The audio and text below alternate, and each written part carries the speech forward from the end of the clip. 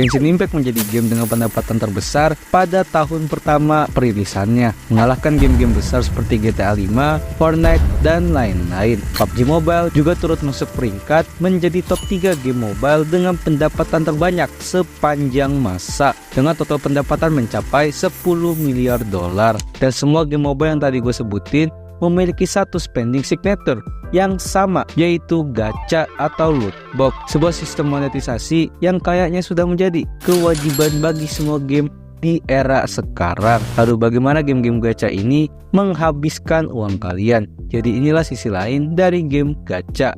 Oh ya, selamat datang di segmen bahas game aja.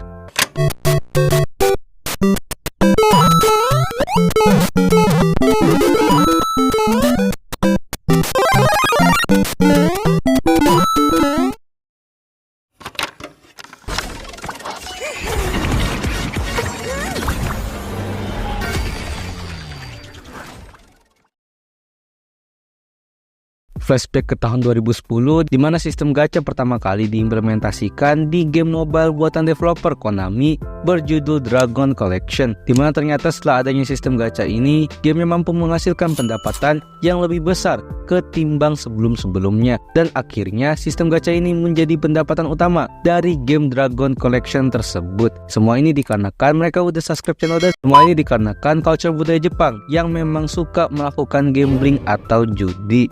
Do you know that in Japan, more than 3 million Japanese people have likely suffered from gambling addiction? That's according to a government survey. But the interesting thing is that casinos are actually illegal in Japan. Well, I accidentally stumbled into a pachinko parlor in central Tokyo and was subsequently deafened by the noise of hundreds of shrieking machines and thousands of ball bearings being blasted in every direction. I think the best way to describe pachinko is it's part arcade game, it's part gambling, and it's part noise. Namun gacha sendiri sebenarnya merupakan sebuah istilah yang berasal dari sebuah mesin bernama Gashapon yang mengeluarkan mainan kapsul dengan hadiah yang random.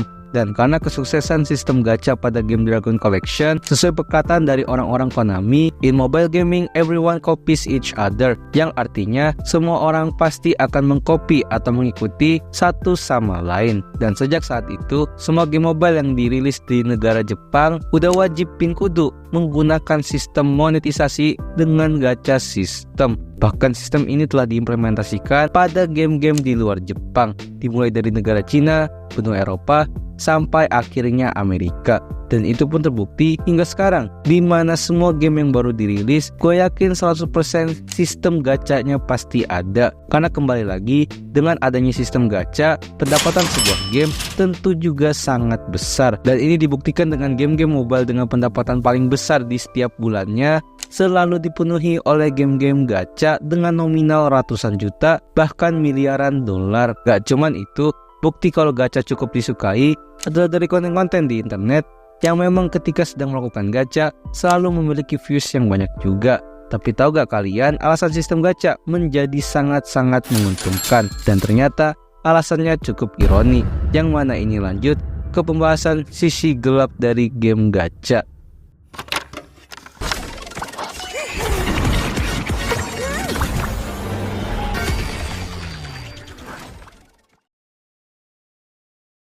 Alasan yang membuat game gacha ini sendiri menjadi sangat menguntungkan adalah esensi dari gacha itu sendiri. Dikarenakan gacha merupakan adaptasi dari kebiasaan gambling dan judi dari orang Jepang, jadi tentu saja kenikmatan ketika sedang melakukan gacha ternyata sama dengan kenikmatan orang yang sedang bermain judi. Gak bisa dipungkiri kalau memang secara esensi, feel deg-degan ketika sedang melakukan gacha itu sama aja dengan yang dirasakan orang-orang ketika sedang gambling. Walaupun secara implementasi sistem tidak terlalu parah seperti judi, tapi efek yang ditimbulkan ternyata sama, karena ujung-ujungnya bisa menyebabkan munculnya efek kecanduan. Hal inilah juga yang menjadi alasan kenapa sebuah sistem gacha bisa mendapatkan keuntungan yang besar, dikarenakan orang-orang emang gak ragu untuk spending uang berjuta-juta rupiah untuk melakukan gacha. Dikarenakan sistem gacha memang efek dasar yang dihasilkannya sama seperti industri judi. Loh, kok bisa? Dan menurut artikel Medium, game gacha ternyata telah menjadi sebuah masalah di negara-negara barat, dikarenakan efek kecanduannya yang bukan masuk ke pasarnya, yang maksudnya alih-alih berhasil mengincar target player remaja dan dewasa untuk menikmati sistem gacha ini, nyatanya anak-anak juga banyak yang kena efek ketagihan dalam melakukan gacha pada gamenya.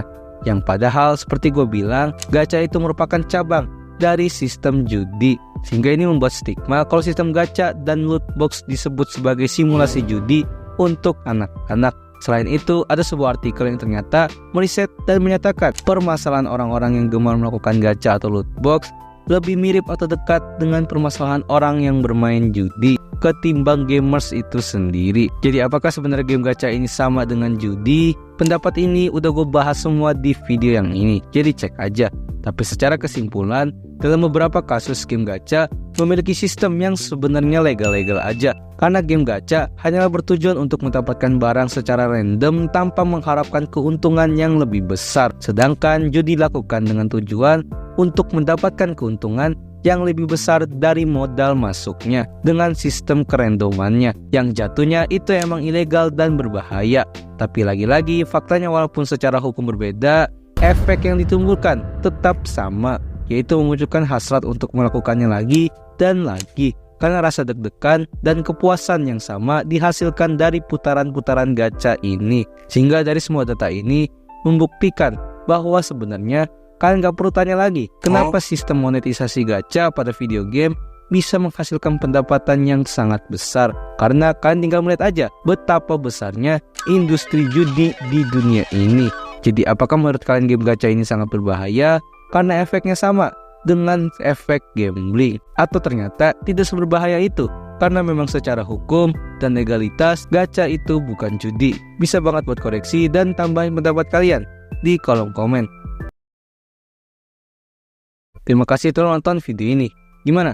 Apakah kalian termasuk penyuka game-game gacha? Silahkan komen aja. Intinya di sini gue cuma bilang gacha itu seperti orang yang ditarik dari dua arah. Karena di sisi lain gacha secara hukum, legalitas, dan tujuan itu tidak sama dengan judi. Tapi sayangnya secara besarnya industri, efek yang ditimbulkan, dan permasalahannya itu malah paling dekat dengan judi. Jadi kalian tim yang mana? Apakah pro atau cons? Bisa banget buat komen secara sehat. Jadi kira-kira gaming culture apa lagi yang bisa gue bahas? Bisa banget buat komen juga. Dan mungkin video ini memang secara dasar adalah video remake dari video apakah gacha sama dengan judi gue yang diupload bertahun-tahun lalu. Jadi jangan lupa subscribe Dazzle. Dah.